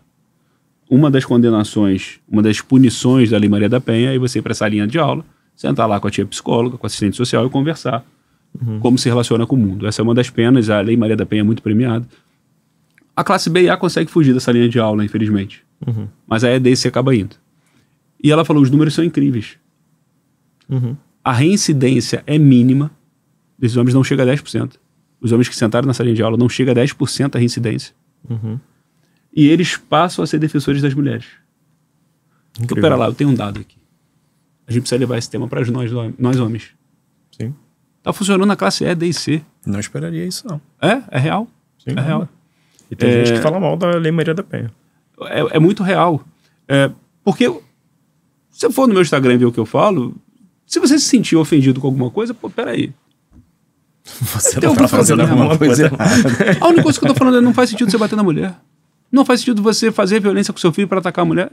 Só isso. O que tem de errado nisso? Só que eu vejo que o inconsciente está muito presente nesses atos. A gente acaba fazendo por fazer, a gente acaba fazendo para ser aceito socialmente, acaba fazendo para chegar no churrasco e ter uma piada para contar, a gente acaba fazendo por não emancipar o pensamento. E por isso que eu falo assim, quando o Bruno me comunicou do podcast, eu vi ali o perfil, eu falei, pô, eu quero. Porque é um podcast que fala com homens. Sim. Nós precisamos conversar com nós homens mesmo, vamos fazer um diálogo aqui. Vocês são médicos, colocam meninas no mundo o tempo todo. O pai tá lá. O pai não vai reprogramar o comportamento dele, não? Se ele não reprogramar, ele acha que o namorado da filha vai ter que tipo de exemplo? Justamente. Sua filha vai sofrer tudo, pô. Sim. Eu tenho 3 filhos, né? Eu sempre falei que eu queria ter uma filha. Porque meu mundo é feminino, eu cuido de mulheres, eu falei, cara, eu queria muito ter uma filha. E eu ganhei a missão de criar 3 meninos. Que eu acho que é muito mais difícil do que menina. Porque o homem, você tem que, além de você criar esse rapaz, esses meninos para lidar com as mulheres de uma forma respeitosa, é lidar com a sociedade para que não seja aquela coisa do menino que pegador e o menino que abusa das mulheres, aquela pessoa que não vai causar esse tipo de coisa com mulher. Eu acho que é muito mais difícil. Eu queria fazer uma pergunta para você, Renê, porque eu tenho no meu imaginário, na minha infância, eu cresci com isso, que a alienação parental era muito mais realizado por mulheres com as crianças para acabar com os homens, né? Com o pai. Hoje eu vejo uma outra fonte. Hoje eu tô vendo um crescimento, ou não sei se é um crescimento ou se a vida adulta me mostrou isso, mas eu tô vendo muito mais homens fazendo alienação parental com crianças em relação às mulheres. Como esse dado chega para você? Como é isso? Eu tenho uma visão ao contrário, como é que é isso? Hugo, você está certíssimo. Hoje, para ilustrar, né, o que é alienação parental. Alienação parental é a prática de algum ato para atingir a mãe ou o pai, mas que a criança fica ali no meio. Sim. Então, eu causo um prejuízo na criança a despeito do relacionamento dos genitores. E aí vem a alienação parental, que traz uma série de consequências para aquele que pratica. Os dados hoje no Brasil. A alienação parental é muito mais utilizada como ferramenta pelos homens, como ferramenta de ataque à mulher. Na alienação parental, as mulheres são condenadas com penas muito superiores às dos homens. Isso é dado, isso não é achismo. A alienação parental, de acordo com a ciência do direito hoje, tem sido utilizado em desfavor das mulheres. O que tinha sido feito para proteger as crianças passou a ser uma arma dos homens contra as mulheres. Então, eu vou colocar ela num alvo para desestabilizar ela emocionalmente. Só que a alienação parental tem um problema, porque a criança é investigada. Então, você tira a criança de uma rotina para ir para uma assistência social, para ir para a psicóloga, para ir conversar com o juiz. Acaba que você desdobra consequências muito negativas. Hoje tem um projeto em curso no Brasil para a alienação parental cair, porque não faz sentido mesmo. Eu, no escritório, não tenho uma ação de alienação parental. Uma. Não entro com nenhuma. A mãe pode contar o que o pai fez. Eu não vou entrar com alienação parental, porque, na minha visão, quem é punido é a criança. Eu vou na delegacia, eu vou em outro lugar, mas a criança você tem que blindar. Sim. Não vejo como uma boa ferramenta sendo utilizada. Tem outro tema que é muito presente, que foi julgado ontem pelo STF, está sendo julgado, está em julgamento do STF, que é o que a gente chama das mães de aia. Sim. Problema absurdo no mundo todo. Eu vejo isso frequentemente no escritório. Nosso escritório atende muitas mulheres no exterior. Muitas. Aliás, quem tiver filha indo para o exterior casar, eu sou veementemente contra. Não vai de jeito nenhum. Eu ouvi muito isso essa semana. Vá. Ouvi Não muito essa vá semana. E não vá. O que tem acontecido lá fora? Não só com as brasileiras, as mulheres que são imigrantes. Você chegou lá em Portugal. Muitos brasileiros foram para Portugal. Sim. E a mulher foi, se confinou no lar, está tomando conta de uma criança de 3 anos. Isso aqui é um fato que eu estou falando, é real. O pai chega lá, tem o poderio financeiro. Na Europa, diferentemente do Brasil, em Portugal, quem detém o poderio financeiro tem a prerrogativa de ter a criança. Porque no Brasil, o poderio financeiro não conversa com isso. Lá em Portugal, sim. Então tem um problema. Uma mulher confinada no lar que não tem dinheiro e o pai com dinheiro. Sendo julgado como imigrante. Portugal olha melhor, Portugal e os países, para um homem que leva dinheiro, que movimenta a circulação de dinheiro, do que uma mulher imigrante. A mulher passa a apanhar todos os tipos de violência. Sexual, psicológica, física. Só que ela não pode regressar para o país se não tiver autorização do pai. Não pode. Se ela regressar para o país, ela tem que deixar a criança.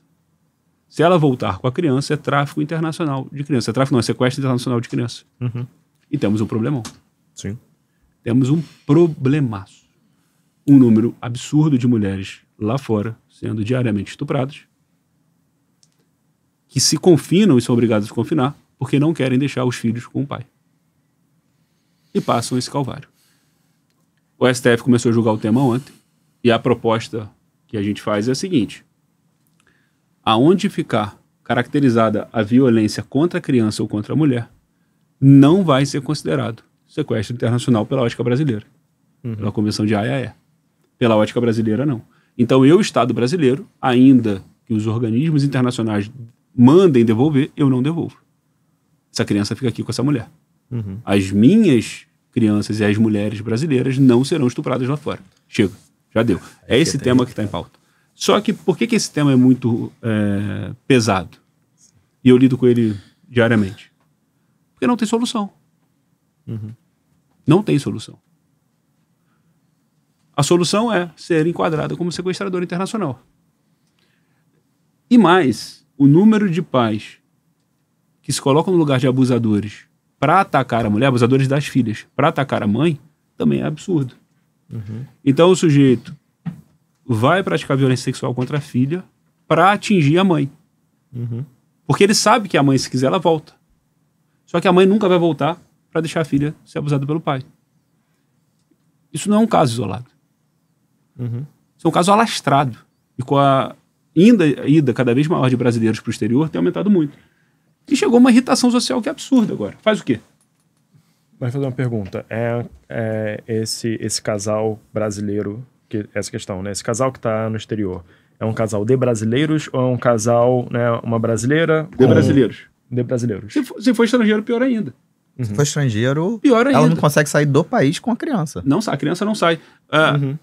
Gustavo, é muito curioso como a gente ainda vive a idade dos feudos em comportamento. Sim. No ano passado eu fiz palestra em Munique, para pegar aquela comunidade brasileira dali, depois eu fui para Portugal fazer outra palestra.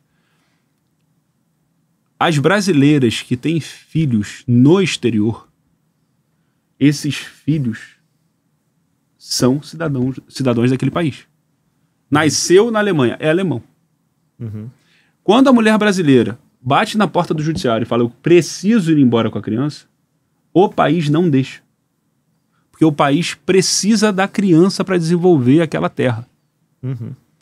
Então, o direito de família ele se confunde muito com o olhar do Estado com relação à ocupação de território. Sim.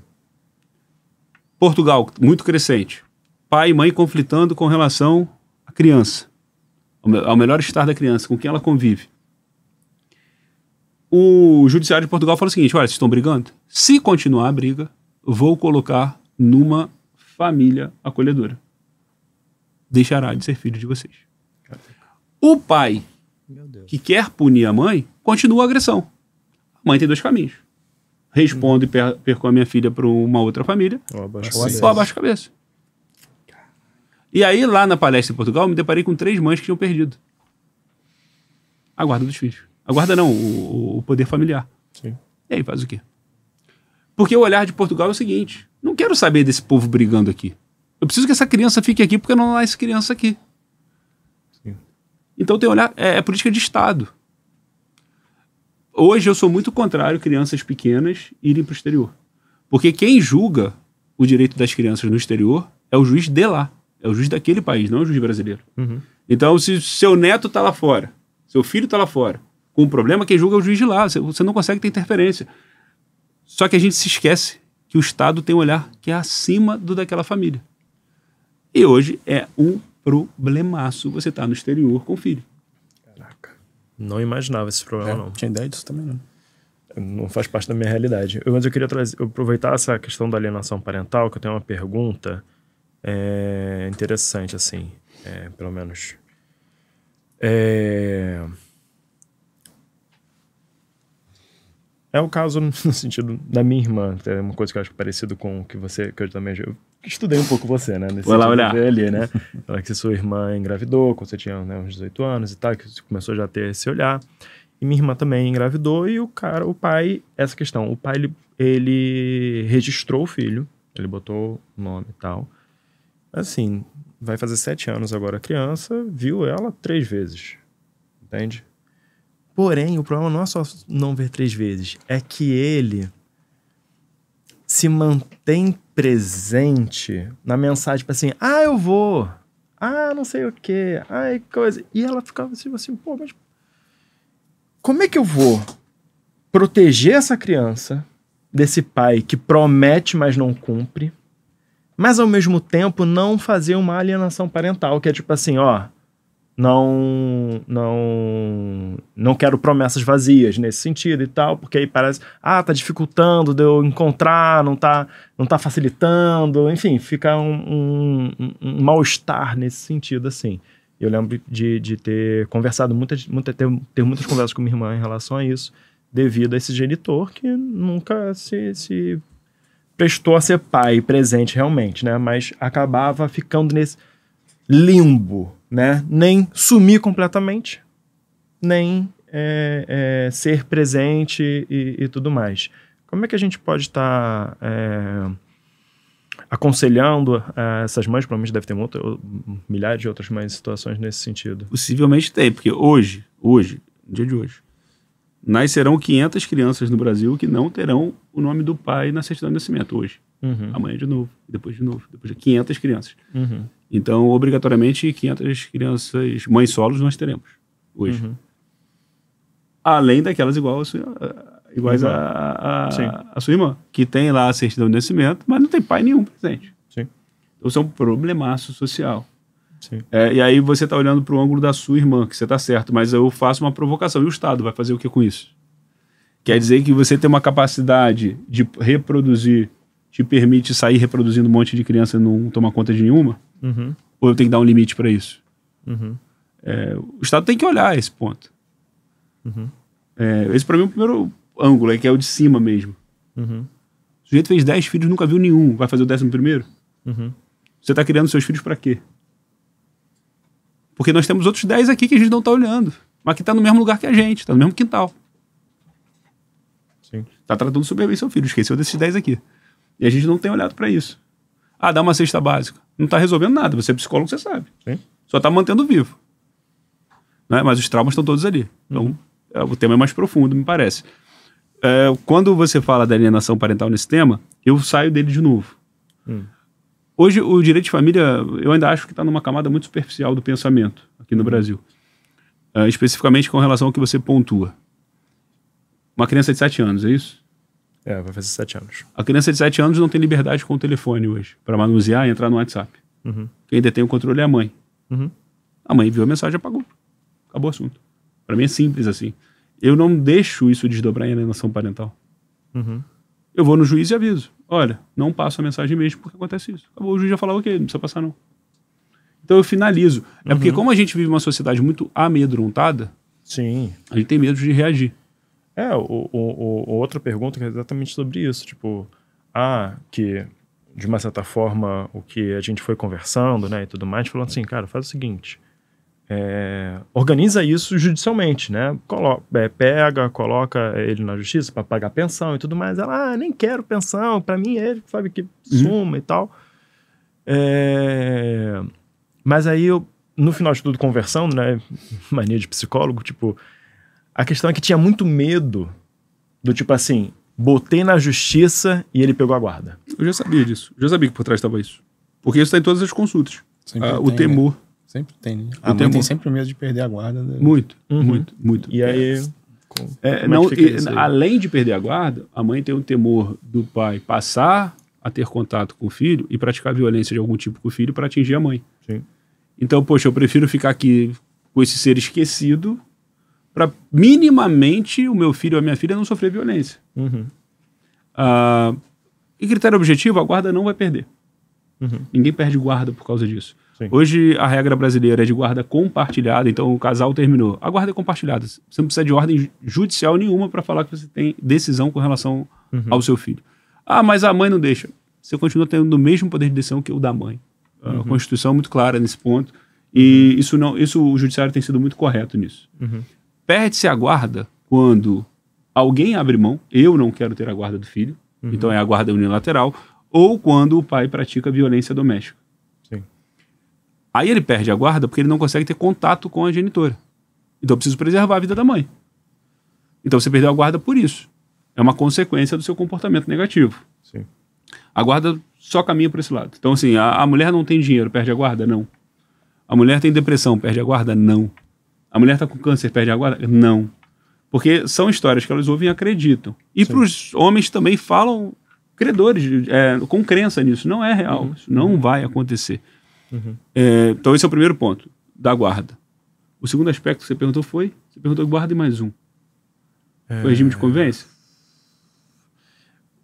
Pode até ser, mas acho que não lembro exatamente.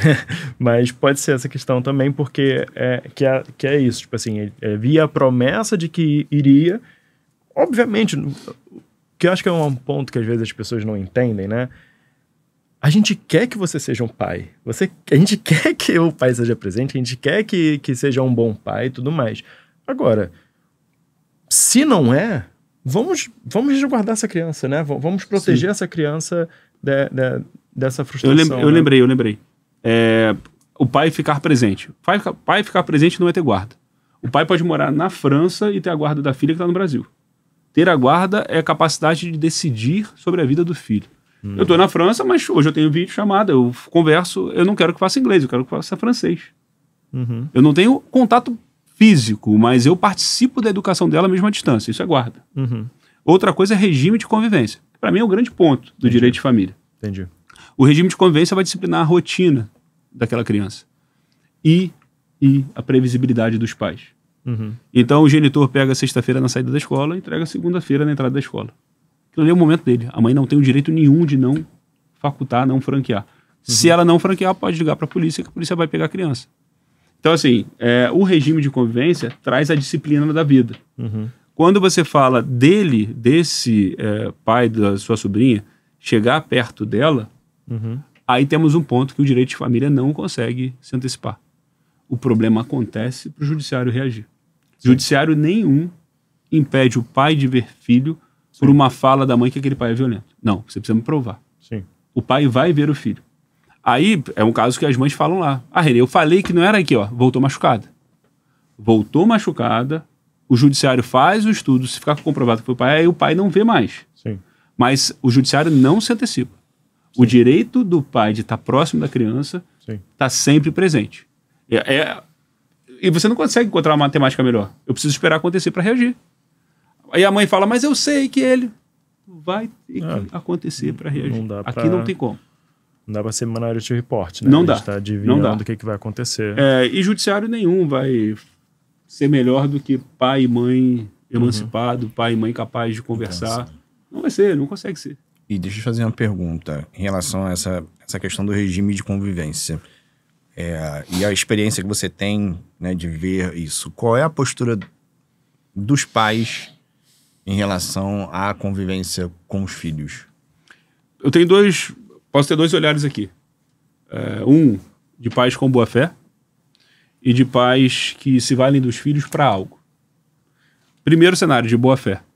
Hoje o judiciário encampa uma tese de que pai e mãe tem que se fazer tão presente na vida do filho quanto. Então não há mais a dificuldade que antes os pais tinham, vou ver de 15 em 15 dias. Negativo. Se o sujeito quiser pegar na sexta-feira, intercalar final de semana e pegar 2 dias na semana, vai pegar e o juiz vai conceder. Aliás, no escritório a gente sempre faz essa proposta. Renê, você é contra as mulheres? Não. Negativo. As mulheres, depois do término do casamento, têm o direito de viver a vida de mulher e não só de mãe. Mais do que isso, a criança tem o direito de estar com o pai, tanto que está com a mãe.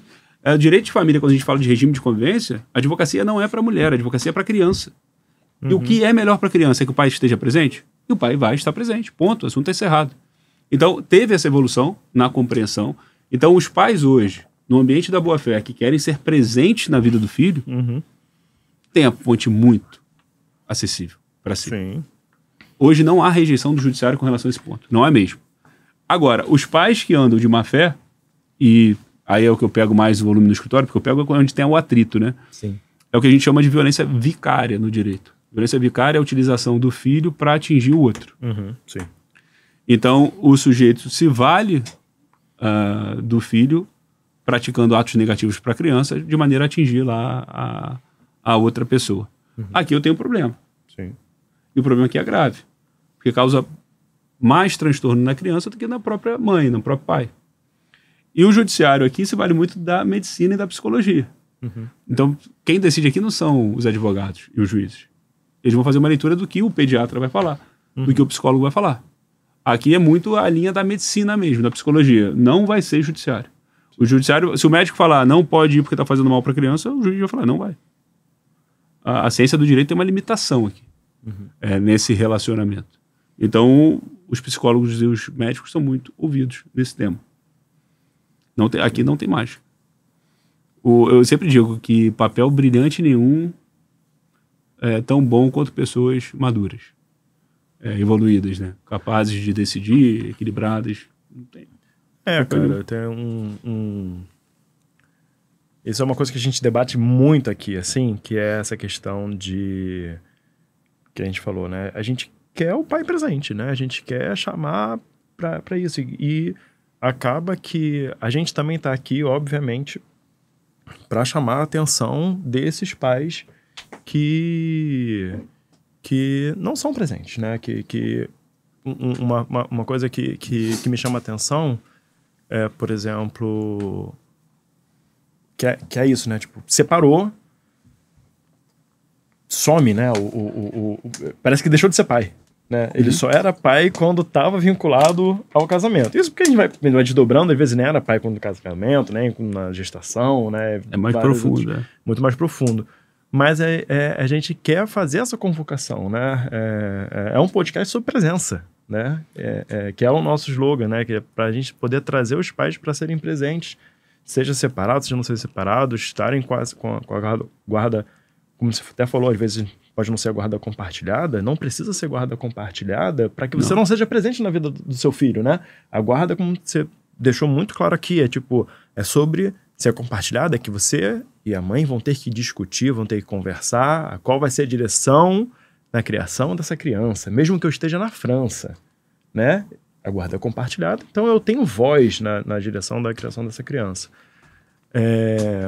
Agora, não, a guarda está com a mãe. Vamos ignorar no momento por que a guarda está com a mãe, mas vamos considerar que a guarda está com a mãe. Você pode ver a criança... Tem que ver. Sim. É um mandamento constitucional. O pai é direito e dever. É um dever do pai tomar conta do filho. Sim. Tanto que uma das figuras, se o pai abandonou a criança, existe a figura do abandono afetivo. Sim. E ele pode ser punido lá na frente. Então, mas são punições que não recobra, assim, não consegue recompor. Não consegue. Só quando você fala assim, Gustavo, esse podcast aqui é para presença, e a gente tem que falar com esses pais. Eu acho que não só isso. Eu acho que tem que prestigiar os bons pais. Sim. O pai que hoje se faz presente, ele é o exemplo para os que não se fazem presente. Só que eu volto, o que eu vejo é um choque. O sujeito é um ótimo pai. E ele vê o comportamento errado do outro, de um outro pai. Ele não se coloca no lugar de reprovação por uma percepção que a gente tem na adolescência de grupo. Poxa, eu quero ser desse grupo, então eu não vou falar nada, senão eu vou ser o chato. Gente, vamos ser chato, pô. É o pacto da masculinidade. Mas sejamos chatos. Tem esse conceito. No final das contas, você tá honrando o que você tá fazendo com o seu filho. Você tá honrando a criação do seu filho e não permitindo que coleguinhas levem para ele um outro olhar que tá errado pra caramba, pô. Sim. Hoje o Brasil vai viver, eu acho que esse ano agora, mais forçado pelos organismos, o convite dos homens para esse debate. Sim. Isso vai vir de maneira, eu acho que um top-down aí. Só que a minha reflexão, não é o caso de antes conversar com os pais que são ausentes, a gente convidar os que são os presentes? Esses são os multiplicadores, pô. Ao invés de ficar nós 4 aqui falando sobre o tema, vamos virar 400 aqui. Porque tem vários outros que também são muito bons pais. Sim. E quando eles se colocam nesse lugar junto conosco, a gente ganha força. Né? E a gente aí reproduz bons pensamentos. Então eu acho que esse trabalho que vocês fazem, eu acho que está muito em alta e é uma crescente mesmo. É uma necessidade social. É a escadinha da evolução. O passo seguinte vamos chamar os homens todos para o papo aqui. É uma coisa que eu sempre vi, né? Porque assim, eu assisti o parto do filho do Hugo. Sim. E trabalho diretamente com o Bruno. E a gente sempre falou sobre paternidade, algo ser... E às vezes eu vejo isso muito no consultório, dos pais querendo ser diferentes das criações que vivenciaram.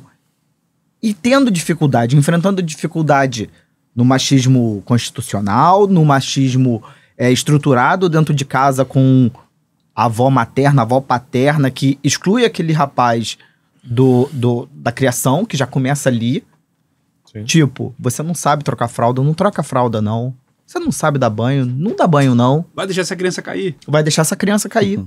E hoje justamente eu foco nisso, de tipo, todo mundo vai errar, ninguém aprendeu sabendo, vamos todos de mão dada tentar aprender. Daqui a pouco a gente vai estar rindo da criança que, sei lá, da fralda que vazou. Mas isso é importante. É importante a gente chegar para essas pessoas que desejam e falar, olha, vem para cá. Porque muitas vezes a gente não conversa sobre gestação, a gente não conversa sobre a criação dos filhos, a gente não conversa sobre uma psicologia do homem, o homem discutir a terapia. Pô, eu vou fazer uma terapia. Pô, terapia nada, cara. Tu não precisa disso. Todo mundo precisa. E trazer essa pessoa, ouvir esse podcast, falar, poxa, tem gente que pensa semelhante ao que eu penso. Deixa eu ouvir isso aqui mais um pouquinho e até criar a coragem dele discutir e botar a cara e falar, não tô errado. Eu só encontrei o meu nicho aqui, ou encontrei alguém que fala semelhante a mim e apoia isso. Muitas das suas falas colocam a gente para refletir da criação, dos atos com a mulher, com a filha. Pô, mas se for sua filha, mas se for sua irmã, se for sua mãe, você faria o mesmo? Mas você começa a se auto-interpretar e aí você fala, não é isso que eu quero pra mim, pra minha filha, pra minha irmã. Isso é muito importante, né? Hugo, exercer empatia verdadeiramente, né? Por exemplo, vocês estão lá no consultório e chegou uma criança. Tá com dor no dedo. Às vezes a dor no dedo tá porque o pai tá batendo na mulher, na mãe dela o dia todo. E tá você no dedo. Mas não é comigo, então tudo bem. Mas será que a gente não consegue fazer um pouquinho mais para melhorar? Eu tive um caso no escritório que foi a mãe com a filha. A mãe 40 alguma coisa, a filha com 25. E a filha estava há 11 anos em tratamento de depressão. Percebi que a menina era inteligente pra caramba e tal, aquilo me incomodou. E a mãe falou que ela ficou 15 dias internada no hospital. Não me falou o motivo. Aí na minha construção, a nossa cabeça construiu um monte de coisa. Eu falei, pode ter sido alguma coisa relacionada à depressão e tal. Fiquei preocupado com ela. Só que eu vi nela ali uma capacidade de inteligência. Conversei com ela. Conversa muito legal. A gente fui instigando a infância dela. E o atrito do casal, dos pais, foi muito presente. Até com 14 anos teve um evento muito específico ali que marcou ela. E ela foi contando. Aí eu fiz a conta. Falei, 11, 25. Tem esse fato aqui que é importante na vida dela e tal. E a gente foi construindo ali os pensamentos. Aí, na sequência, eu falei com a mãe dela. A mãe dela, 2 dias depois, conversando comigo sobre o processo. Pô, Renê, obrigado lá pelo papo com a minha filha. Por quê? Cheguei em casa, ela não tava. Tinha ido na academia. 4 anos que ela não ia na academia. Olha que o exercício da empatia pode ajudar os outros. Sim. 30 minutos. Olhar um pouquinho pro lado também, sair do nosso eu o tempo todo. Eu não tô no meu escritório ali fazendo, completei 1 hora, vai embora, completei 1 hora. Não, pô, é o momento daquela pessoa. Eu preciso ouvir aquela pessoa. Eu preciso de alguma maneira colaborar com aquela pessoa. Só que isso está presente no nosso dia a dia, nas pequenas coisas. Pera aí, não dá pra passar pano no sujeito que tá rindo porque bateu na mulher, pô. Gasta 30 minutos aí, conversa com ele no canto. Se o outro chamar 30 minutos também, ele fala, pô, não vou falar mais isso, tá todo mundo vindo falar comigo. A gente começa um processo de mudança, né? Saindo do nosso lugar aqui e doando um pouquinho pro todo. Eu acredito muito numa transformação, acredito muito em convidar nós homens para participarmos desse debate, que é muito útil e que interessa a todos eles. Todo mundo filho de mulher aqui, né? Sim. Não tem quem não seja filho de mulher aqui. Sim. Então, eu acho que a gente precisa evoluir muito nessa pauta. O trabalho que vocês propõem aqui, que vocês fazem, é essencial. Assim, acho que é essencial mesmo. E, Gustavo, só um ponto. As pessoas hoje estão polarizando tudo, né? Sim. Como se tivesse dois lados. Tudo. Rapaz, o carnaval tá polarizado. Você vai no bloco de carnaval, conseguiram polarizar tudo. Tudo. Essa pauta que a gente trata aqui, de salvaguarda do direito de criança, do direito de pai, direito de mãe, isso aqui não é pauta política de lado nenhum. Isso aqui não é uma pauta de conservador, de progressista. Você vir numa mesa aqui e falar, precisamos respeitar todos de maneira igual, mas que loucura é essa de pauta? Sabe? Mas porque em algum momento a gente deixou e precisa... Tá, mas respeitar o outro pra mim não é pauta política nenhuma, pô. Tem 2 canecas, uma é minha, sua. Mas onde que tá a ideologia aqui política? senão um simples respeito. A gente está transferindo tudo para pautas maiores para não pegar as feridas que a gente tem. Pô, peraí, vamos começar a respeitar os outros. É mais essencial do que ficar discutindo pautas enormes aí. Eu queria chamar a atenção disso porque o direito da mulher, o direito das crianças, o direito da família, o direito dos pais estar próximo dos filhos, isso não é pauta política de lado nenhum, gente. Isso aqui é civilidade, pô. Isso é importante. Que a gente fica muitas vezes caindo nessa pauta política representativa, né? E, obviamente, não é isso, não né? É. Assim, acho que o ponto mais interessante que foi retomando até meio que a primeira pergunta, né? O fato de você ser um homem que advoga em relação às mulheres, o fato de nós sermos aqui 3 homens discutindo sobre paternidade, né? E que vai trazer um certo olhar para o mundo, né, dito feminino e tal, né, do cuidado, do criar filhos, enfim, tudo mais, que é exatamente sair um pouco dessa polarização também de homem e mulher, né? Tipo, nós temos uma sociedade doente. Muito. Doente para ambos os lados, né? Tanto para homens quanto para mulheres. E fazendo análise de todas as doenças que estão ali, nós vemos que na relação entre homens e mulheres, as mulheres sofrem mais nesse sentido. Não que homens não sofram, né? Mas que mulheres sofrem mais. E que aí a gente precisa fazer esse movimento, né? Subdividindo mais ou menos em 3 frentes, que é convocar homens que querem participar, que já estão participando, como a gente está fazendo aqui, de falar, pô, você gosta de falar sobre isso? Pô, chega junto, vamos lá, vamos conversar, vamos fazer isso e tal. Convocar homens que talvez não tenham conhecimento, porque acaba, talvez, ouvindo essa coisa, tipo assim, vai deixar a criança cair, não sei o que e tal, acaba se tolindo, mas também não chega a fazer, né, alguma coisa errada em si, mas já acaba indo na correnteza do formato como a sociedade doente está estruturada, e chamar a atenção desses homens que cometem violência doméstica, que usam todo o aparato que acaba privilegiando ele para fazer mal a mulheres e privilegiar mais ainda eles, né? Então, eu acho que esse é um dos principais objetivos desse podcast mesmo. E reavaliar a própria atitude, né? Esse papo da conversa do colega, que você tá lá no churrasco, no futebol, e que, por vezes, assuntos machistas, assunto de violência, vem e a gente acaba dando uma risada e parar e pensar nisso, né? Pô, sério que eu gostaria disso? Sério que, mas é só uma piada? Uhum. Cara, mas essa piada pode afetar tantas pessoas, tanta gente, tanta forma. Então, é a gente pensar numa sociedade, pensar... eu volto a falar que eu acho que criar homens, Deus me encaminhou para criar 3 homens. Eu acho que é uma missão muito mais difícil do que criar mulheres. Assim, porque a mulher você cria pro não, né? Não pode, não. Olha, cuidado, isso, não. O homem olha... Você não pode avançar esse sinal onde todo o redor ali... Você vai chegar num colégio onde provavelmente outras culturas, como você falou, né? A cultura do coleguinha vai chegar na minha família. Sim.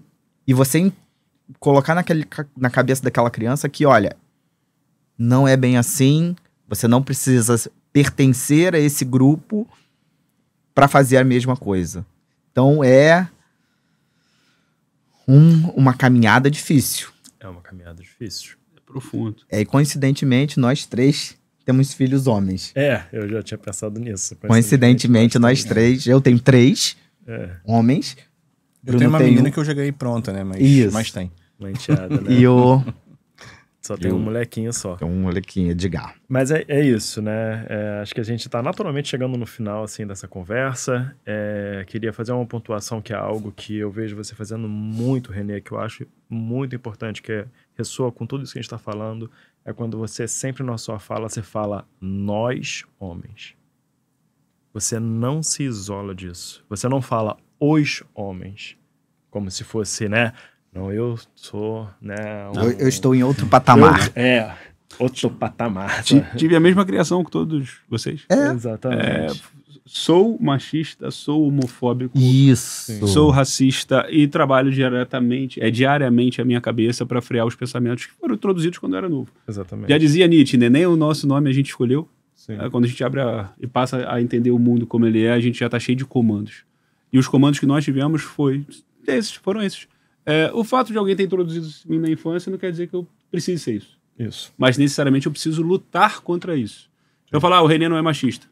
Sou por uma educação que eu tive, o senso coletivo da minha primeira infância. Eu, diariamente, freio esses pensamentos, ou tento frear o quanto antes possível. Mas a parte mais interessante, René, não é só isso, não. É a mudança de posição, de vez de ser vitimista, ser responsável. Porque você vai encontrar, hoje em dia também, muitos homens que falam assim, ai, desculpa, porque eu tive uma educação assim, é um posicionamento vitimista. Não. Agora, quando você pega assim, eu tô mudando, pô, tal, quero melhorar, e vai fazendo um movimento assim, que é de ação, de responsabilidade, isso é muito bacana. Então, eu queria agradecer, né, primeiramente, René Freitas, pô, muito, muito, muito obrigado por ter vindo Muito aqui obrigado. hoje. E que podcast, assim, eu fiquei muito intrigado justamente para entrar nas suas redes, consumir mais desse conteúdo, porque é importante para nós homens consumirmos mais, discutirmos mais e conversar com um colega do trabalho, com um colega na mesinha do bar, no futebol, a gente colocar sempre isso em dia e retomar isso, porque é importante para nós, né? É o que a gente vem conversando sempre aqui no nosso podcast. Com certeza. É isso. Acho que foi uma conversa super interessante, porque a nossa proposta é essa, né? É falar diretamente e objetivamente com homens, sem esquecer que a gente está inserido num contexto muito maior, né? E o que você falou aqui é que muito bem colocado, é que as nossas atitudes não terminam em nós. E se todo mundo tiver um pouco de consciência de que eu quero ser, mas eu tenho que deixar o outro ser também, fica tudo mais fácil, né? Então, acho que isso é muito importante. A nossa conversa me trouxe isso também hoje. É o respeito, né, Bruno? E convidar todos as pessoas que estão assistindo a participar dessa mudança. Não fica de fora do lado certo da história. É a maioria da população. Hoje você vai ter lugar que é 54% de mulher, outro 52%, mas é um número maior da população. Esse número hoje está numa corrente de emancipação e elas estão se emancipando. Quem se emancipa não retroage. Os direitos que elas estão fazendo valer vai modificar, e já tem modificado a sociedade. Já tem duas opções. Vou ficar do lado de fora, chiando, jogando pedra, agredindo. Ou vou entender que isso é uma mudança necessária, vou entrar nesse lugar e vou colaborar e estar nesse lugar. Eu acho que é isso. A gente tem dois caminhos aqui. Ou você entende que essa é uma mudança necessária e participa dela, fica do lado de fora rejeitando. E eu acho que a gente está aqui do lado certo da história. E tomara que estejamos, né? Isso aí. Sim, com certeza. Então, pessoal, sigam no Mamãe Podcast, né? Que aí vocês vão ter acesso a esses cortes que a gente vai estar colocando. Assistam a gente no Spotify, assistam a gente no YouTube, tá bom? No Mamãe Podcast, @NoMamãePodcast. Pode seguir individualmente cada um de nós também, né? Bruno Amaral, pediatra. Pediatra Bruno Amaral, como é que é? Bruno Amaral, pediatra. Bruno Amaral, pediatra. Meu obstetra. HugoCosta.psi. E, obviamente, René S. Freitas. René S. Freitas. Obrigado, Valeu, gente. Gente, foi um prazer imenso. Obrigado. Obrigado. Prazer foi nosso.